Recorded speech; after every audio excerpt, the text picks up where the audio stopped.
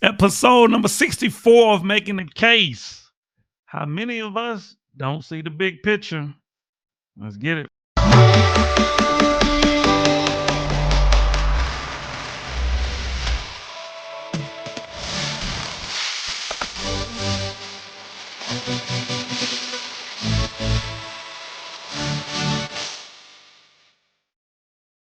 Hey, what's going on, man? You already know what it is. Okay, let me stop playing. Hey, welcome back to another episode of Making a Case. I am none other than your gracious host, Dr. Jacob Isom, educator, author, speaker, entrepreneur, content creator, consultant, a little bit of everything, father. Okay. Um, Back at it with another episode number 64 of Making a Case, man. Um, so See, I was about to do it again. I can't help. I be wanting to dive in so quick. Like y'all gonna have to help me, man. Like I be so excited to get to the episodes that I be skipping stuff, man. Hey, you already know we got to go over our two channel norms. One, we'll take points and not people, and then two, we don't do all the derogatory and all the cussing because we're professional over here. We try to set an example. Not just for the kids, but for adults as well. Because as adults, we need mentors too. Just in case you didn't know. I know some of us already have it, but so today's episode is how many of us don't see the big picture. And of course, as we go through the episode, you're going to kind of get the gist of what I mean when I say many of us don't see the big picture. But we're going to get into our opening statement and kind of give you a little preview. Okay. So, why do I say many of us don't see the big picture? Is because I believe that most of us are very selfish, right?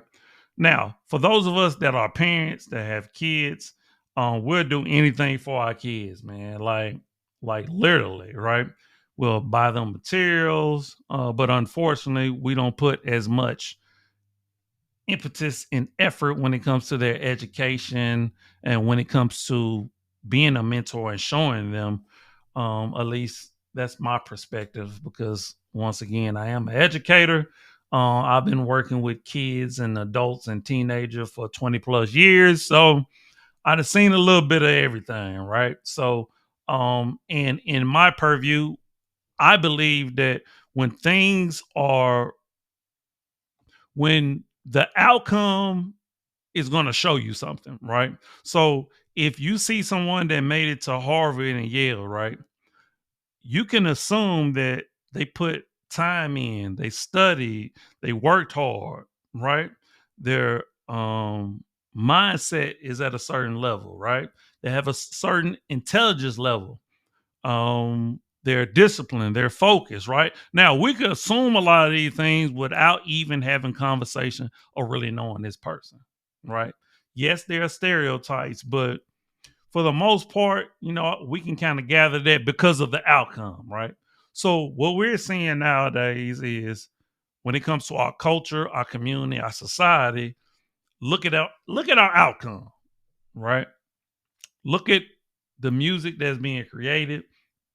Um, Look at the images that are being portrayed. So based on the outcome and based on reading scores and based on a lot of things in our society, we can suspect that a lot of things are not being done to me in the household, in the community, which is why I say a lot of us don't see the big picture.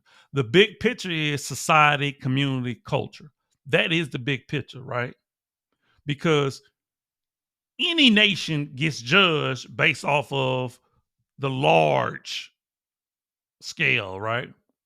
What is your culture producing? What is your community producing? What is your race producing? Etc. Right?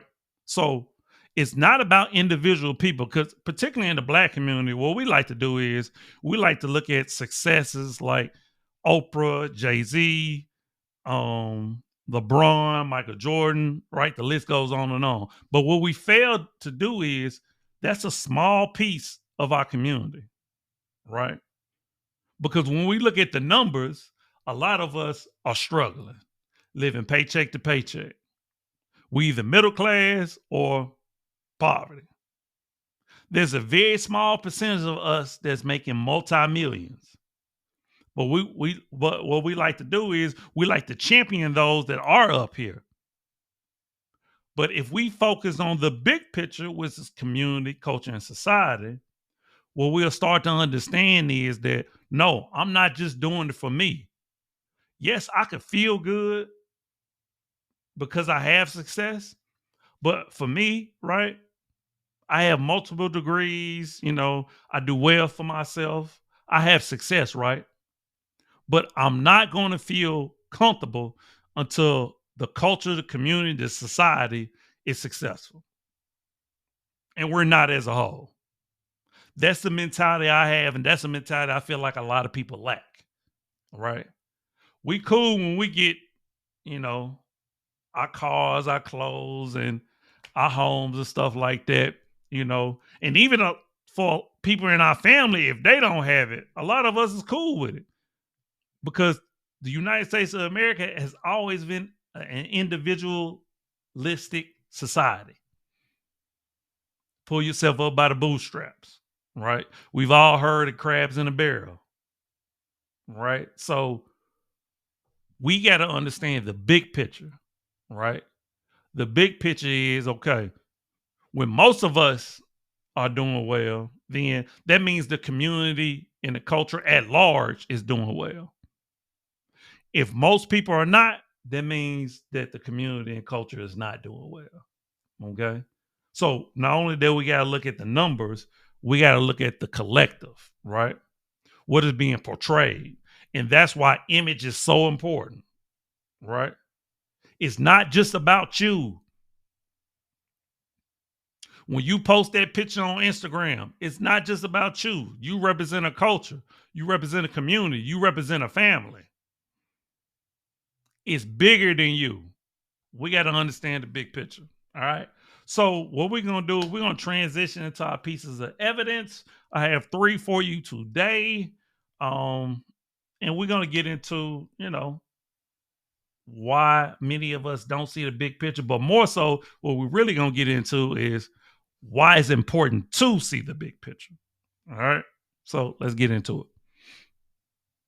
All right. So let's get into my first piece of evidence. And I have a article from a management consultant website, and it's called The Individual versus the Community. All right. So I think a lot of times people pretty much have not been taught, having grew up in an environment, in a culture, in a family, where there was an impetus on, okay, we do this for the family, we do this for our community, right? And I can speak of in a Black community now.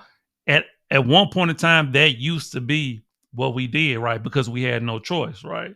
Back during segregation and Jim Crow laws and rampant discrimination, we had no choice but to lean on each other. As we started to get as we started to get integrated, right, and become more of a melting pot, multicultural, what we saw is that we saw our families kind of start to drift off. People start to make money, move out of neighborhoods, and that's really where you start to see the whole crabs in a barrel mentality take place. So other cultures and races, they have this kind of down pack because they understand the importance of community and culture. So let's check out this article and see what it had to say when it comes to the individual versus the community. There is tension between living for our own happiness and living for the benefit or happiness of others. There is an internal conflict. Sorry. There's an internal conflict between the needs and desires of the individual and those of the community. I struggle to determine which is more important, whether more of one means less of the other, and whether a middle ground is preferred. Each view has good arguments in its favor and significant problems. I found a balance is possible and desirable. The perspective can complement each other. Absolutely.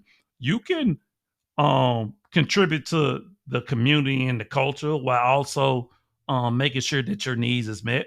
It's very much possible, but like I said, I don't think we're shown that. No one is modeling for us on a large scale. The question is whether pursuing happiness should focus on the individual or the community. Should we try to thrive by doing what seems best to us as an individual, or instead should we concentrate on what is best for society and our community? And I will say this before I continue reading. For me, and I can only speak of myself personally, right? Doing being an educator, being a content creator to me is about the people, but it's something that I enjoy. So that's the balance, right? So it's something that gives me pleasure, it gives me joy because it's something that I feel like that I'm doing that benefits others. To me, that's the balance, right? And I understand that everybody is not at that point or everybody would not get to that point. So a lot of times it's just about being in the right mental space and understanding that a lot of people just survive and we just got to keep it real, right? But you don't have to. You can find something that you love that's beneficial to other people while at the same time, because we know how important getting money is, right? So let's continue. A closely related question is how government should facilitate happiness. The government should not facilitate happiness. Views on government rest on assumptions about what happiness involves. At one end of the spectrum, libertarians view happiness from a narrow individual perspective. An individual pursuit of happiness is a paramount right. That is true. Society and government should support their individual pursuit. On the other hand, communitarians view the community and the common good as being most important. The individual should be subservient to the state's or society's welfare. The government's job is to ensure that the common good takes priority over individual benefits. Many strains of political and moral philosophy exist between these extremes. Now, I will tell you this. To me, the focus should be on community because what are you? How do you exist? How do you function? How are you even happy without other people in the community? Guess what you do to get your entertainment? You go watch people. You watch people in person or on TV. Like most people love being around family. That's other people. That's the community. That's the first community, is family. So why would you not focus on community and family other than just focus on yourself? To me, it don't make sense. All right, let's get into it. I'm a libertarian by nature and upbringing. Individual happiness should be our purpose in life. The purpose of happiness is captured in the Declaration of Independence is the core principle of the U.S. government. I do not agree with that. I think our core principle should be on maintaining the family and keeping the community functional. That's just my opinion. It is an individual right to pursue happiness with society and the government providing the necessary freedom and protections. My upbringing, you know what? We're going to skip past that. The culture of the 1960s, when I was a teenager and a member of the baby boom generation, reinforced individualism. I just talked about that.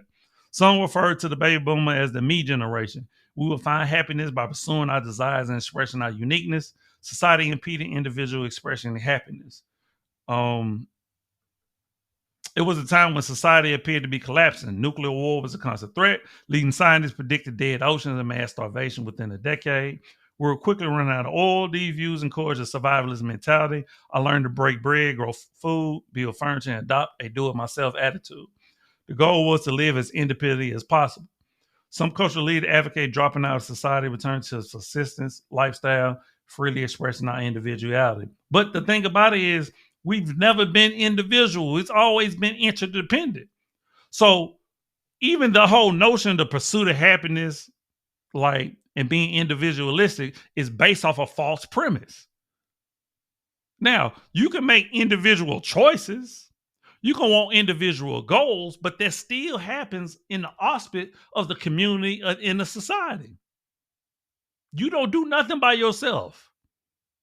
So anyway, why is this frustrating me? I don't know. So we're gonna move on past his individualistic thinking, and we're gonna go to the community. All right. Balancing individualism and the importance of the community. Aristotle, the Stoics, and modern scientists studying the human nature conclude that humans are fundamentally social animals, and this is true. That's one thing we know. We evolved not an individual who decided to join societies for our benefit. We evolved as part of communities. Thank you. Now you're making some sense. We're unable to survive on our own physically or psychologically. We're all part of and not separate from society. I found this community perspective on human behavior and purpose equally powerful as the individual's perspective. It demonstrably true. Good scientific research shows that we have been social animals for millennia. The most extreme survivalists and hermits need the products of others to survive. No one lives alone. No one lives long alone and naked in the wilderness. Essential human mental development, such as language, require other humans. And of course, we need other humans to reproduce. Thank you. Living among others have substantial survival benefits, which is why we evolved as a tribal species. Parts of human nature, such as feelings of empathy, fairness, loyalty, evolved to help us prosper as groups of individuals.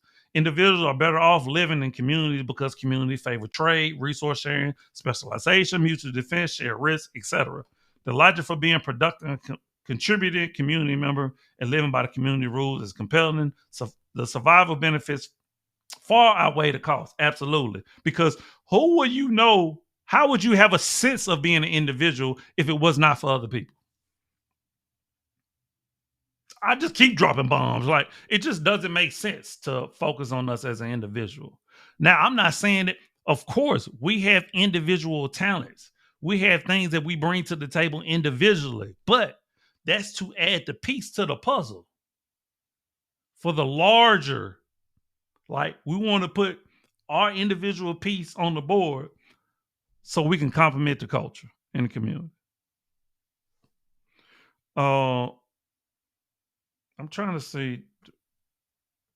I don't care nothing about reading it. Okay.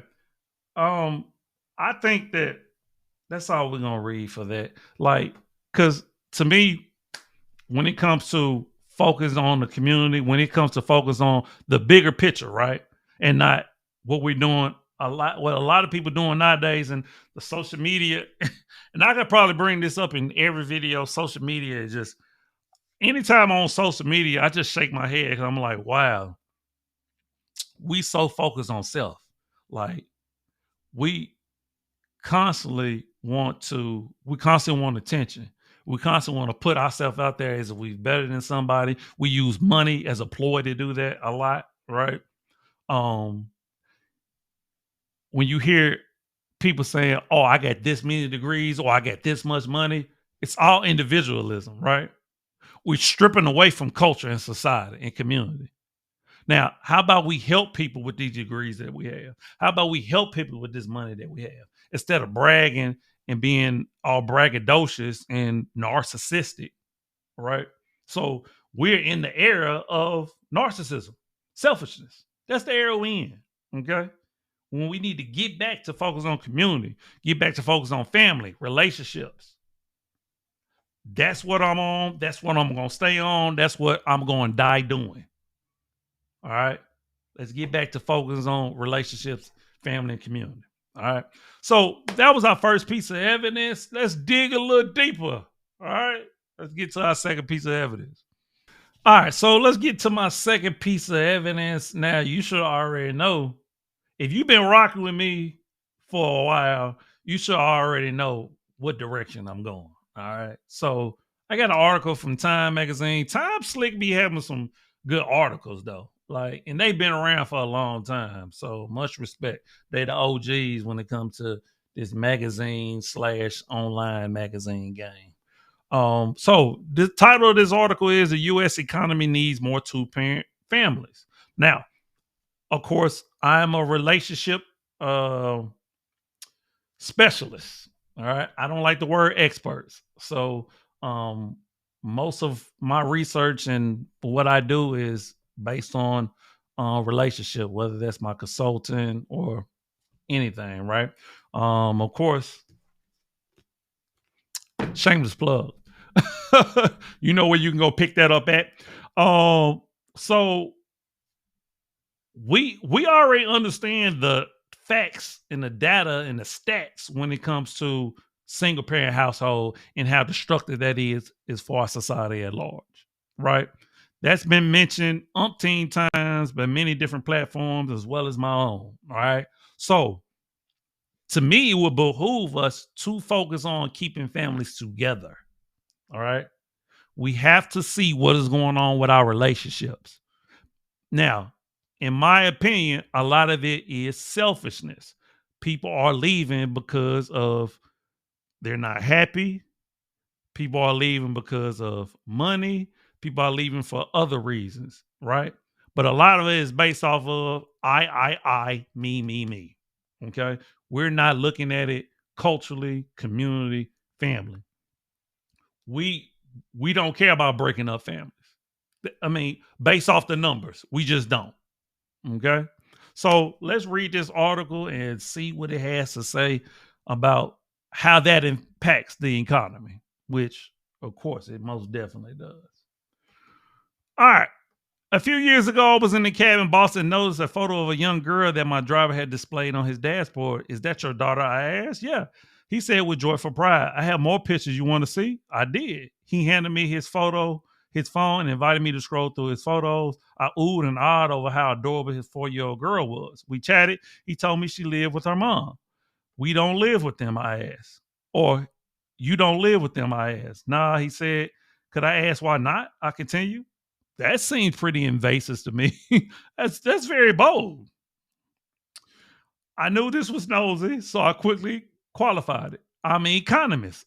There you go. And I study families, so I wonder about these kinds of things. I don't know, he shrugged. We talk about it. If we save us some money, we might get married. I'm not following that story. So are they not together because of money or? Huh.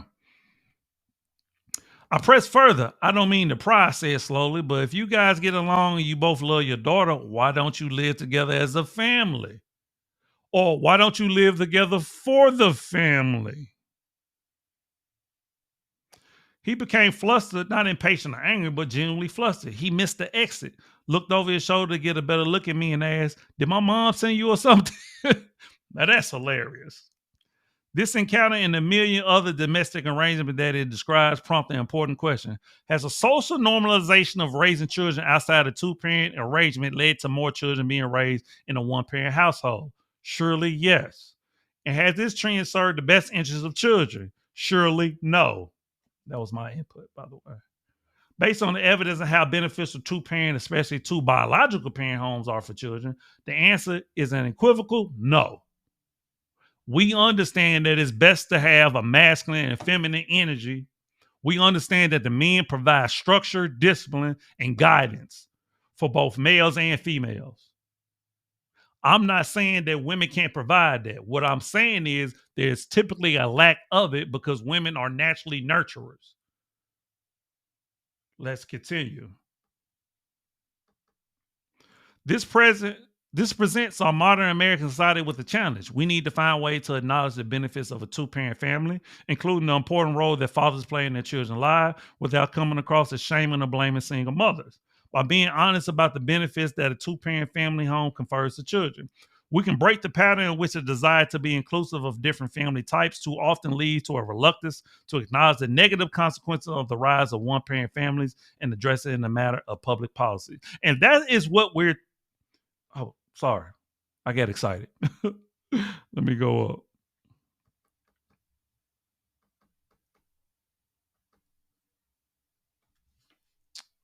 Sorry.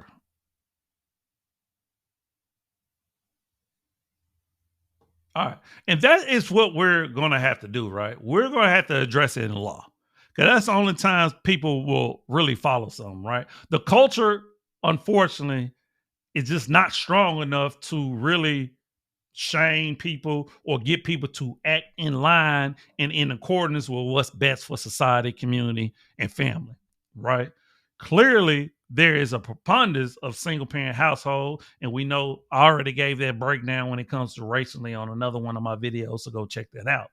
But clearly, there has been more of a culture of just having babies with people and not being in the household with them versus understanding the importance and the negative stigmatization of being in a single parent household and what that does to our children. If we really care and love our children like we say we do, we will try our hardest to make sure that it works out. We will make sure that we do it the proper way, which is to vet someone get in a relationship with someone, marry someone, so that we try our best to make sure we're on the same roof. All right, let's keep reading. Research shows children thrive in married parent household. The evidence is clear. Even if the punchline is uncomfortable, children are more likely to thrive behaviorally, academically, and ultimately in the labor market and adult life if they grow up with the advantages of a two-parent household. Numerous academic studies confirm that children raised in married parent household are less likely to get in trouble in school or with the law. They're more likely to graduate high school and college. They're more likely to have higher income, be married themselves as adults. Research suggests that boys are especially disadvantaged by the absence of dads from their home. Now, this is nothing new, right? Nothing new. We know this. Some of these differences reflect the fact that parents who are married are already likely to be more successful and thus pass advantages down to their children.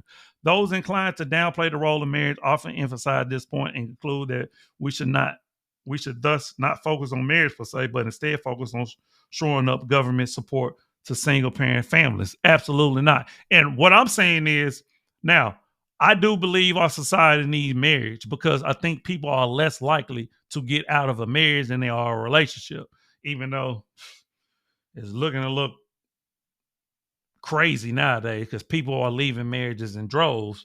But as long as we have two-parent households, as long as those two people understand the importance of being in that household with their kids, I don't care if it's marriage, cohabitation. We just need two-parent households, right? That's what we need. Let's see. Did I miss something? Let's see. We should not be content with married and married parent families becoming yet another luxury good of the college educated class and another source of disproportionate advantage for their children. Interview conducted with low income unmarried couples often suggest that many of these couples aim to be married and make their relationship work, but they face barriers to doing so. It should be a policy priority to help such couples achieve stable, healthy relationship and to promote positive approaches to co-parenting that benefit children. Now, what he's talking about economically is the fact that due to the fact that there's a rise of single parent household, there's going to have to be more welfare, which means there's going to have to be more government support to support these single headed households, which are more times than not headed by a woman. So women and children, WIC, right? They're going to always get support. I mean, it just is what it is. So it's impacting our tax dollars. It's impacting our society. We got to look at the bigger picture. And guess what? If you being in a household or having kids with somebody is just unconceivable, then don't have kids with somebody. Be more responsible. It's destroying our society. We have to be more responsible. But because of the image we portray and what we do to get money and what we do online, and before I recorded this video, I was really think about how women a lot of times say that the good guys are boring. That's why the whole saying good guys finish last, right? So what they really saying is that dysfunction and toxicity is just more exciting. That's what we're seeing in our culture. Two-parent households are boring to us. We like dysfunction and toxicity to keep us going. All right, I'm sorry. I'm getting frustrated. You know what? I do want to read this before we go. It's not just economics. Social norms are also an important contributor to the rise of the single-parent household. Where social norms come from and how to change them are complicated questions. Academic evidence does give us some useful answers. For one, role models matter. Young people take inspiration and cues from trusted adults in their life. Children, teens, and young adults will approach their own family formation in ways that are reflective of the examples and lessons they take from adults around them. There's also compelling evidence that people's attitudes and ultimate behaviors are influenced by media content, even in the complicated sphere of family formation. For instance, economists had documented how the portrayal of family structure, Brazilian telenovelas, produced changes in the country's family and fertility outcomes. Similarly, the depiction of the difficulty associated with being a teen mom, as shown on the MTV reality television show 16 and Pregnant, led to the decline in rates of teen childbearing. So that means that, yes, media and things does have an impact, positively and negatively. So if we put more things out positively, then we will get more, even though putting something on the TV such as teens being pregnant, and I don't think they was necessarily trying to glorify, but what they was trying to show is this is what happened when you make irresponsible decisions. This how it could change your life. Now, for those young ladies, it's changed them life more positively because they get money from it. But and I imagine that regardless, there's always going to be teenage pregnancy. It's always existed, right? Um, so that's not going nowhere. But if, as this article said, we seen a decline, maybe we should put more positive thing, or even if we put images of things that's not positive, we have to put a different spin and different context on it, and not seem like we're glorifying things. All right, so we're impacted on a global level, whether we like to think to or not, when it comes to making very selfish decisions, and a lot of it is based on sex, right? Like, we have to understand that the decisions that we make on an individual level is either going to directly impact our family or indirectly impact our society. We have to start thinking bigger picture. All right. Let's get into our third piece of evidence. And Did your dad ever talk about if your grandfather regretted not No, making I don't money think off he of did. it? Or From what I know, my grandpa wasn't really obsessed with making. For him, it was more like, let's just get everyone set and then set up our entire community. Would be going to the gym, or we'll make new friends, and then later we talk to the parents, and then the conversation comes up like, oh, what do your parents do? Oh, we like, or my parents do machining. Oh, wait, what shop is it? Oh, it's that shop. Wait, when I came, I used to work at that shop. wow, And that's happened multiple times. That's when my that grandpa must was be a more. good feeling. Yeah, it's kind of cool. It's really cool. Did your dad ever talk about if your all right, there you have it. That was my third piece of evidence. I wanted to show that clip because I thought it summed up the point that I'm trying to make in this episode very succinctly, right? And that is the fact that when you focus on community, it's a trickle down effect, right? As the guy was stating in the video, like, his grandfather never really focused on money, right? Like, I don't I didn't become an educator for money. Like, I don't, I'm not a content creator for money, right? I do this because I love it. And I understand that I can touch and reach other people and give other people a perspective, right? That they didn't have before. And if I can benefit people's lives, like, to me, that's the payoff. Now, am I making money doing it? Yes, right? But that's the trickle down effect, because at the end of the day, I was grinding and doing all this research and reading and studying and teaching people stuff like that before I even made a dollar, right? I was doing it for free. I was doing it because I enjoyed it. Basketball players, football players, athletes, musicians, they was all doing it, sleeping on somebody's couch, right? Like, you got to do something because you love it, not for the money. And that's where that individualism has come from, right?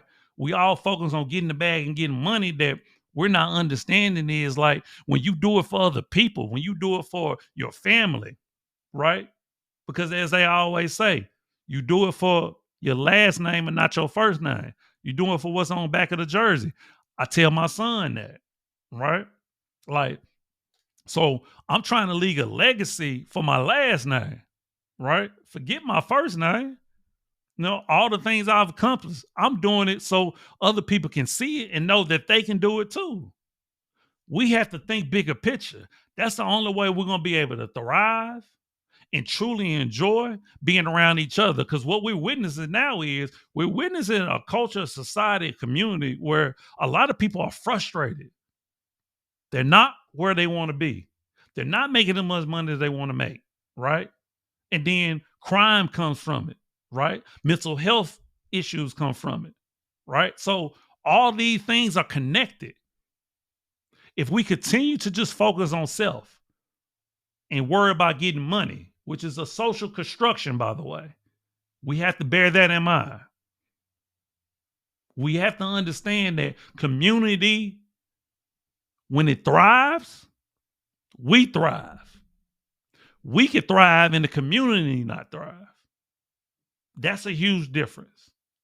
Okay. So, as you can notice with the guy in the video, he's of a different race and a different culture. A lot of cultures have this intact. We know that the black community struggle with this. The white community got a good grips on it. The Hispanic community got a good grips on it. Like, so, but when we live in a melting pot like we do in the United States of America, we have to think more connectively, right? We're multicultural. Yes, I mentioned this in one of my presentations one time. I was like, we love to eat different cultures' food, but when it comes to other aspects of the culture, we shy away from it. We have to do better. All right. Man, I hope you got something from this episode, man. It's something that's near and dear to my heart, as almost every episode is, if not every episode, right? I try to make sure that I come up with topics that definitely are going to, have you thinking and, education, because that's what I'm all about. So thank you once again for checking me out. Please make sure you check out the other 63 episodes if you haven't already, man. Make sure you subscribe, like, comment. Definitely comment if you got any topics you would like me to make the case on, man. I'll definitely do that for you. As always, I'm you, you are me. Love always, love eternal. Remember, the worst thing you can do is lie to yourself and not think we made that case, baby. Hey, deuces. One love.